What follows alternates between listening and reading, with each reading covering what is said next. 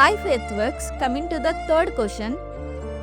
నీవు ఫేమస్ అవ్వడానికే కదా ఈ ఛానల్ స్టార్ట్ చేసావు?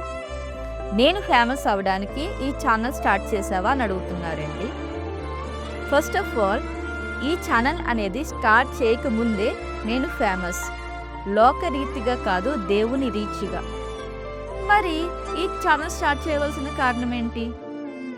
దేవుడు ఎవరు, దేవుడు ఏమేమి చేయగలరు, దేవుని ప్రేమ విస్తరణ ఏంటి అని చూపించడానికే ఈ ఛానల్ అనేది స్టార్ట్ చేయబడింది.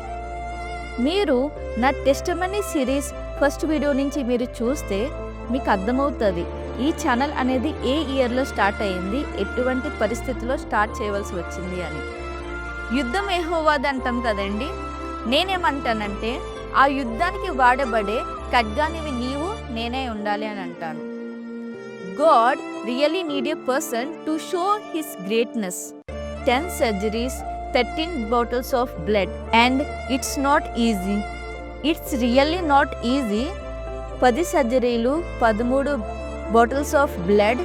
ప్రతి సర్జరీలోని థియేటర్కి వెళ్ళిన నేను మళ్ళీ తిరిగి ప్రాణాలతో వస్తానా లేదా అని గ్యారంటీ అనేది డాక్టర్స్ ఇచ్చేవాళ్ళు కాదంట. ఎంత పెద్ద యుద్ధమైనా చేసి యెహోవా ఈరే అని చూపించడమే నా ఈ ప్రయత్నం. And coming to the point, 2025 అంతా నేను జాబ్ చేశాను, కానీ ఒక స్వరము నాకు వినబడింది.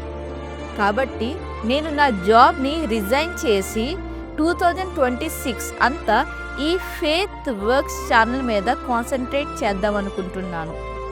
సో ఐ హోప్ మీరందరూ నాకు సపోర్ట్ చేస్తారు అని. బికాస్ మనం చూపించాలి కదా యెహోవా ఈరే.